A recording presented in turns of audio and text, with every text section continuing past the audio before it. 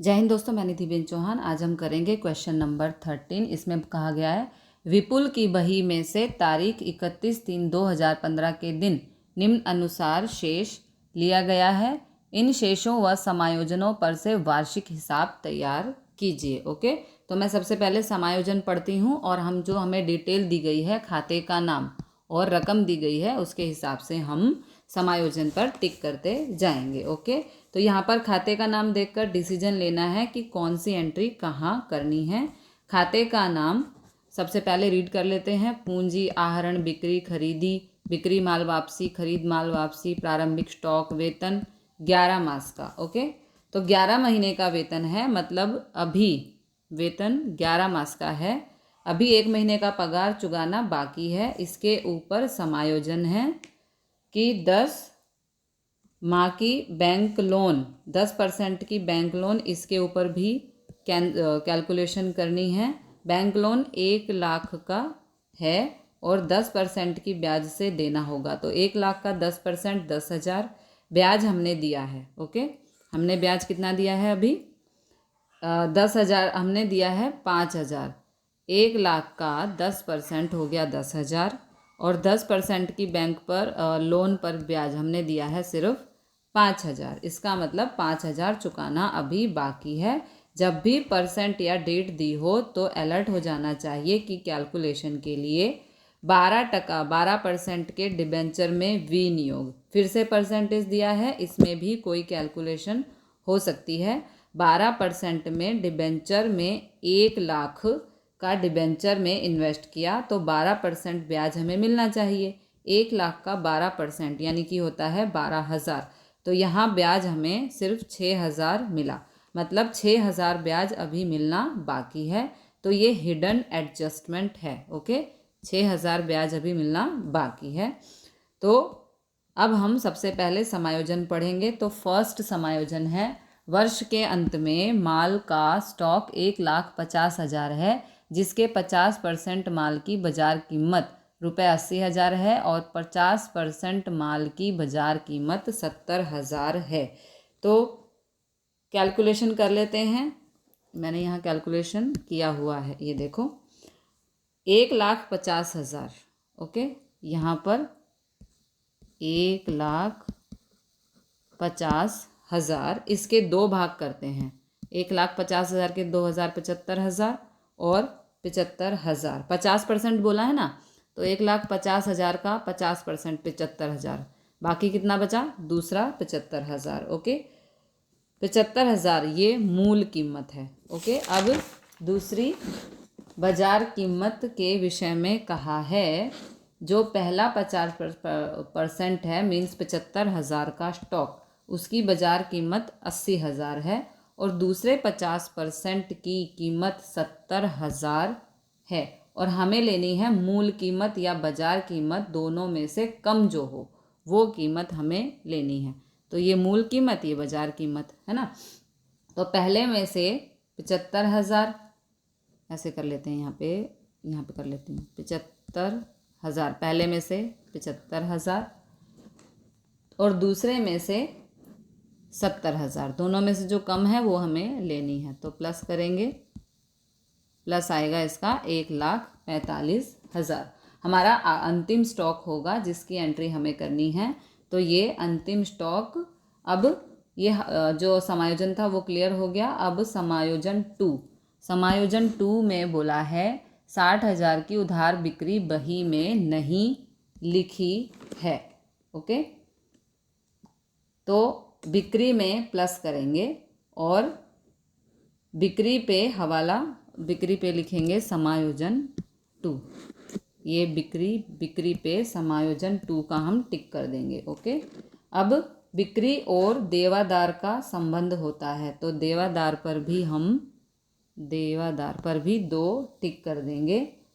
समायोजन 3 में कहा है फर्नीचर पर वार्षिक 20% घिसाई गिनिए। फर्नीचर पर 3 लिख देंगे। ओके, तो पहले हमारे पास 2 फर्नीचर हैं। एक फर्नीचर में वृद्धि, हमारे पास 2 फर्नीचर की एंट्री है। ठीक है, 1/4/14 को 1/4/14 को वृद्धि हुई है। 1,60,000 का फर्नीचर था, मीन्स ईयर शुरू हुआ तब हमारे पास 1,60,000 का फर्नीचर था। फिर 1/10/14 को दूसरा 40,000 का फर्नीचर हमने खरीदा, तो कुल हमारे पास कितने का फर्नीचर हुआ? 2 लाख का फर्नीचर हो गया। अब इसके ऊपर 20% घिसाई हमें गिननी है। इन दोनों के ऊपर हम लिखेंगे समायोजन 3। ओके, पहले के ऊपर पूरे साल का और दूसरे के ऊपर तारीख के हिसाब से हम घिसाई काउंट करेंगे। नाउ समायोजन 4 में कहा है बीमा प्रीमियम में विपुल के जीवन बीमा के रुपए 3,000 का समावेश हुआ है। मतलब कि उसने आहरण किया है, तो विपुल मालिक है, उसका निजी खर्च है, तो आहरण पर 4 लिखेंगे। ओके, इसे बीमा प्रीमियम में से माइनस करना पड़ेगा। बीमा प्रीमियम पर 4 लिखो। ये बीमा प्रीमियम पर 4 लिख दिया। ओके, फिर समायोजन 5 अतिरिक्त डूबत ऋण 15,000 अपलिखित कीजिए तथा देनदारों पर 5% डूबत ऋण अनामत का प्रावधान कीजिए। तो देवादार के ऊपर 5 लिखेंगे, देवादार के ऊपर 5, और जो डूबत ऋण है उसके ऊपर भी 5 लिखेंगे। ओके, नाउ समायोजन 6 17,000 की पूंजी तारीख 1/10/2014 के दिन धंधे में लाई थी। पूंजी पर 10% ब्याज गिनना है। तो कुल जो पूंजी है वो 2,17,000 है, पर इसमें 17,000 1/10/14 को लेकर आए। इसका मतलब वर्ष शुरू हुआ तब हमारी पूंजी 2,17,000 थी, मतलब कि 2 लाख थी। ओके, जब वर्ष शुरू हुआ तो हमारी पूंजी 2 लाख थी। फिर इन दोनों को मिलाकर जो 17,000 एक्स्ट्रा लाए वो 2,17,000 हुआ।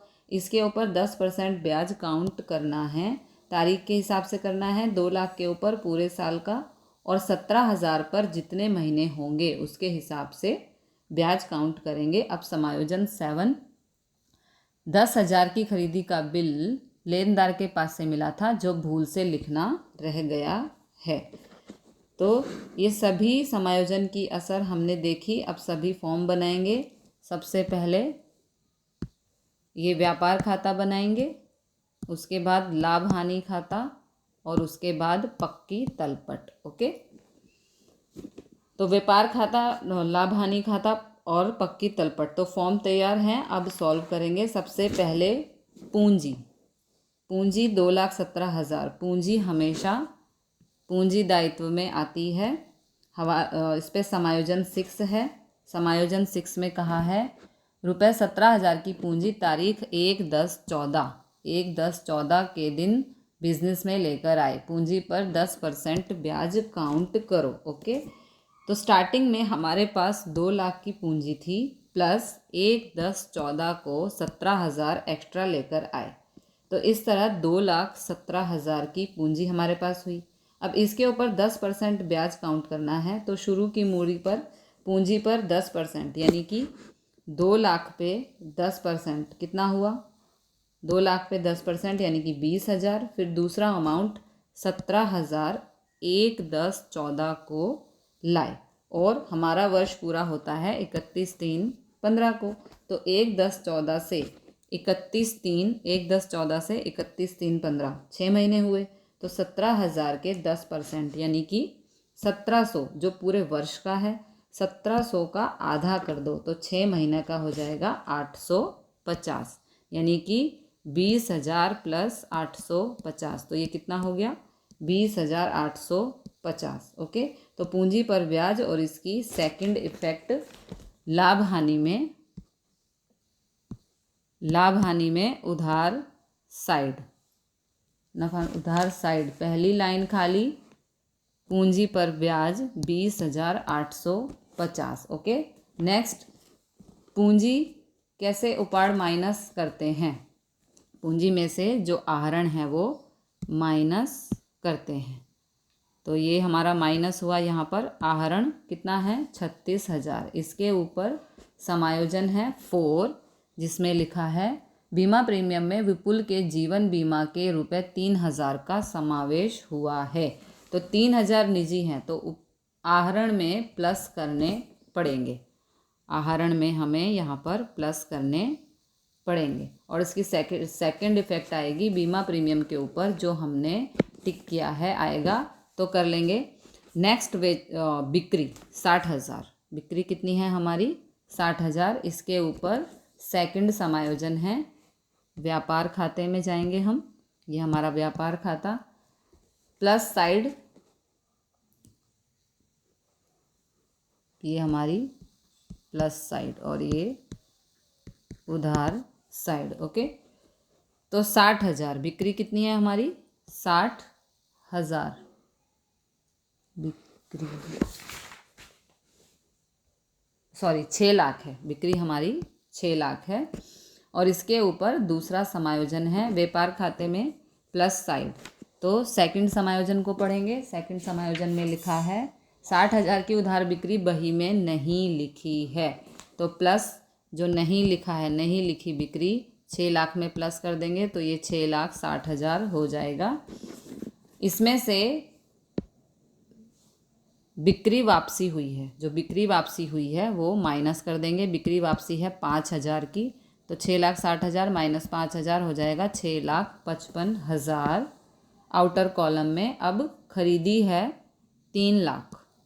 व्यापार खाते में पहली लाइन खाली प्रारंभिक स्टॉक के लिए रखते हैं, तो प्रारंभिक स्टॉक हमारा 10,000 है। अंदर लिखेंगे, उसके ऊपर समायोजन है 7वां समायोजन।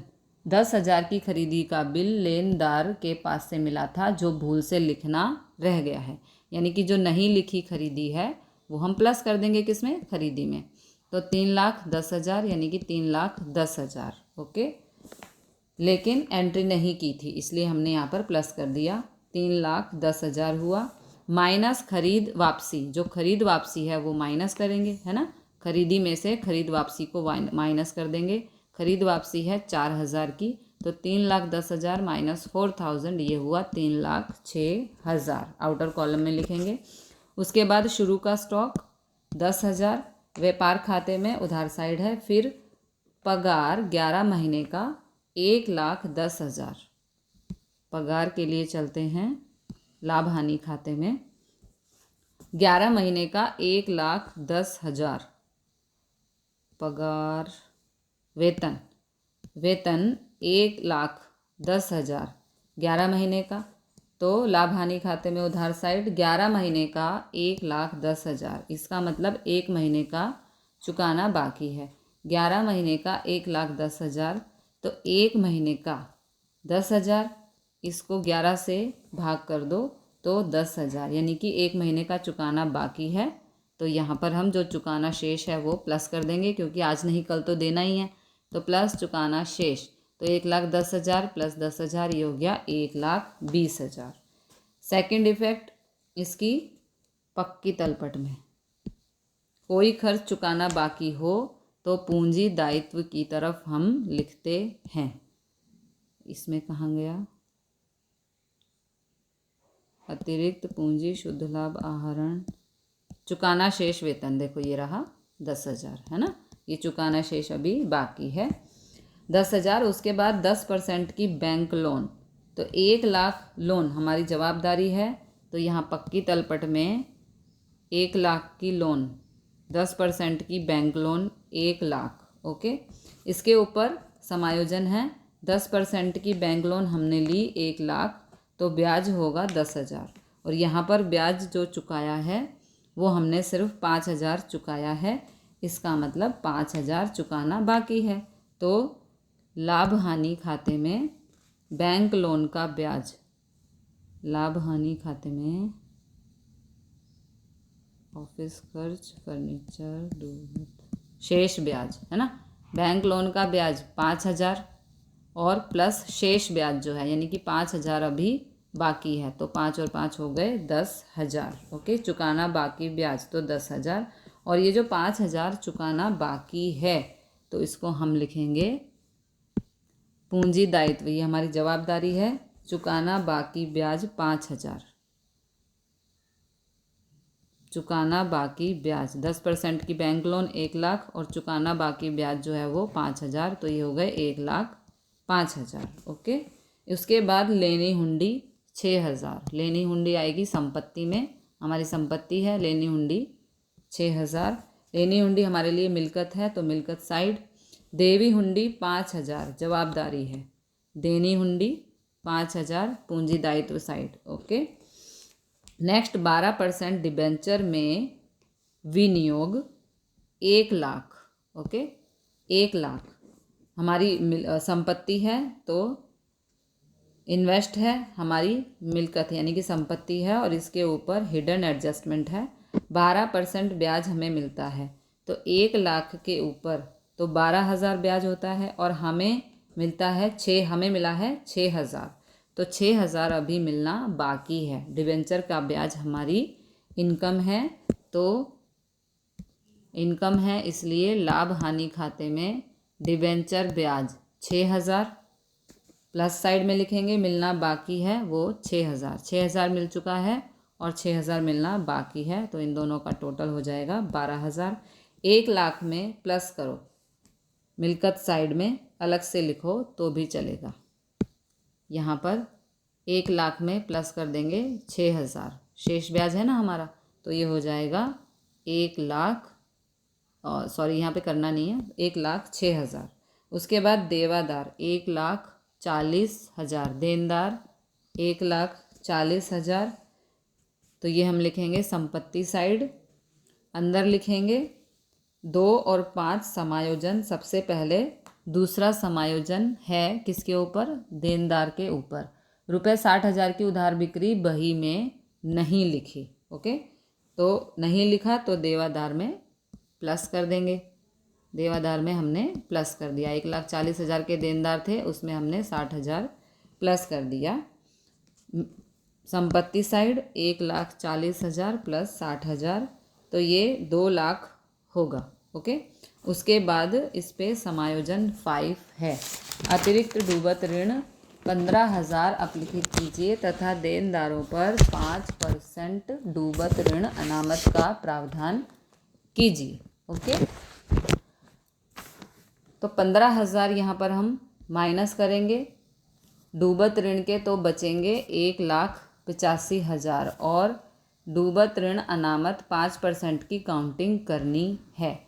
तो 1,85,000 के ऊपर 1,15,000 यहाँ माइनस करेंगे तो यहाँ पे रह जाएगा 1,85,000। ओके, भले ही आप लिखें या ना लिखें, लेकिन हम इसकी काउंटिंग करेंगे तो आपको पता चल जाएगा। ओके, उस पर 1,85,000 का 5%, जो 1,85,000 है, हम नहीं लिखते हैं, चलो, वरना आप कंफ्यूज हो जाओगे, है ना। नहीं लिखते हैं, चलो।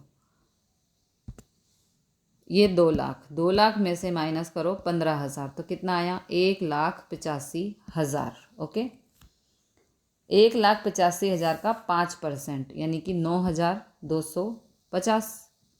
ये दोनों माइनस करेंगे तो हमें मिलेगा 1,75,750। इस एंट्री को दोबारा समझते हैं। देनदार थे 1,40,000 प्लस नहीं लिखी बिक्री, उन दोनों को प्लस किया 2,00,000। अब डूबत ऋण है 15,000, तो 2,00,000 में से 15,000 को माइनस करो तो कितना आएगा? 1,85,000, है ना। अब 1,85,000 का 5% वो हो गया 9,250, जो यहाँ माइनस कर देंगे तो आंसर आएगा 1,75,750। उसके बाद डूबत ऋण की सेकंड इफेक्ट देंगे। उसका स्टेप है लाभ हानि खाते में जाना होगा। उसका स्टेप है डूबत ऋण सकल तलपट ही बोलते हैं ना इसको, 1 मिनट, हाँ, डूबत ऋण सकल तलपट प्लस डूबत ऋण समायोजन प्लस डूबत ऋण अनामत समायोजन, एक लाइन खाली, माइनस डूबत ऋण अनामत सकल तलपट। तो सकल तलपट से है 5,000, डूबत ऋण समायोजन है 15,000 और डूबत ऋण अनामत समायोजन है 9,250। तो इन सबका टोटल 29,250 और माइनस डूबत ऋण अनामत सकल तलपट है 6,000। तो 29,250 में से 6,000 को माइनस, तो 23,250 हमारा आंसर। ओके, फिर लेनदार 60,000, लेनदार हैं हमारे लेनदार लेनदार लेनदार ये रहा लेनदार 60,000। इसकी एंट्री करते हैं पूंजी दायित्व पक्की तलपट में, लेनदार 60,000 और इसको इसके ऊपर 7 समायोजन है। इसमें कहा है 10,000 की खरीदी का बिल लेनदार के पास से मिला था जो भूल से लिखना रह गया है। ओके, तो खरीदी की एंट्री नहीं की तो लेनदार में प्लस करेंगे, नहीं लिखी खरीदी 60 + 10 तो ये हो गया 70,000। Next furniture, furniture furniture furniture furniture 1/4/14 को 1,60,000 वर्ष की स्टार्टिंग में हमारे पास 1,60,000 का फर्नीचर हमारे पास था, प्लस हमने ख़रीदा 1/10/14 को अतिरिक्त फर्नीचर 40,000 का। ओके, तो 2 लाख का फर्नीचर हमारे पास हो गया, दोनों का टोटल 2 लाख, जिसके ऊपर घिसाई काउंट करनी है 20%। तो समायोजन 3, फर्नीचर पर वार्षिक 20% घिसाई गिनिए। तो 1,60,000 के ऊपर पूरे साल का और 40,000 पे 6 महीने का, तो 1,60,000 का 20% कितना हुआ 32,000।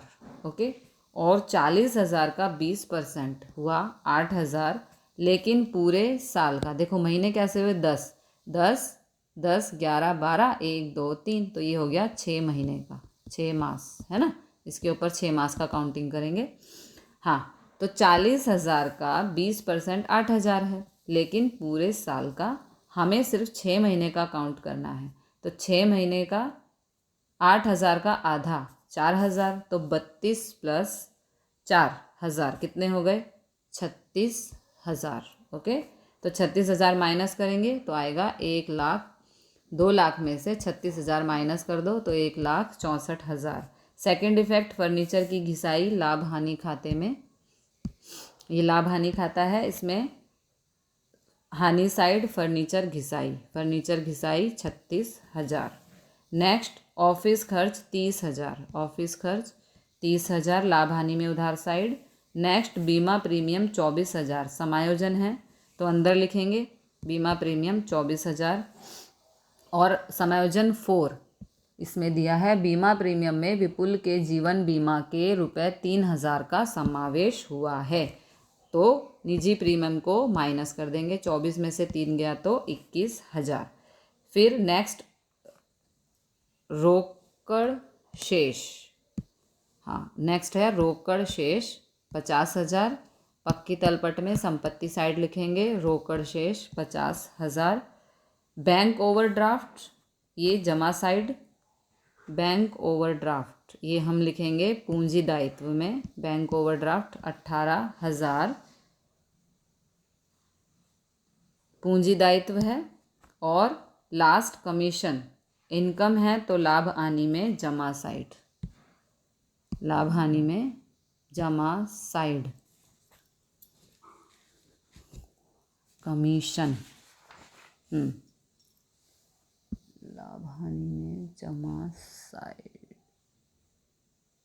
5,000 प्राप्त कमीशन, यहाँ पर शायद मैं लिखना भूल गई, प्राप्त कमीशन 5,000।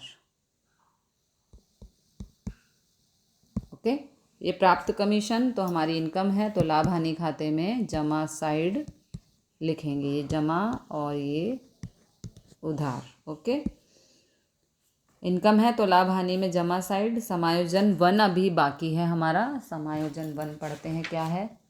वर्ष के अंत में माल का स्टॉक, ये मैंने आपको करके बताया था, यहाँ पर अंतिम स्टॉक 1,50,000 के 2 हिस्से किए है ना, उसमें बोला है जिसके 50% की बाजार कीमत, 50% 1,50,000 का 75,000 है ना, और दूसरा बचा 75,000, तो 50% की माल की बाजार कीमत 80,000 है, यानी कि इसकी कीमत पहले हिस्से की कीमत 80,000 है और 50% माल की बाजार कीमत 70,000 है। ओके, तो हमें इन दोनों में से जो कम है, कम कीमत है वो हमें लेनी है, तो पहले में से 75,000 और दूसरे में से 70,000, तो टोटल हुई 1,45,000, जिसकी एंट्री करेंगे हम यहाँ पर अंतिम स्टॉक में। ये देखो अंतिम स्टॉक 1,45,000। ओके, अब टोटल करेंगे तो व्यापार खाते से शुरू करते हैं।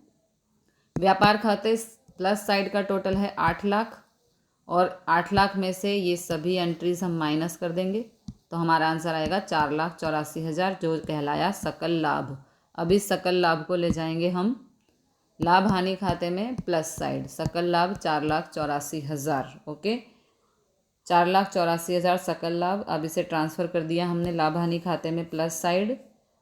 लाभ हानि का प्लस साइड का टोटल करेंगे तो 5,01,000, यहाँ भी 5,01,000। 5,01,000 में से ये सभी एंट्रीज़ को माइनस करेंगे, इसमें से मदर साइड माइनस करेंगे तो आंसर आएगा 2,39,000 शुद्ध लाभ, जिसे हम कहेंगे। तो यहाँ पे शायद मैं लिखना भूल गई, शुद्ध लाभ हानि खाता, शुद्ध लाभ हमारा आया है 2,39,900।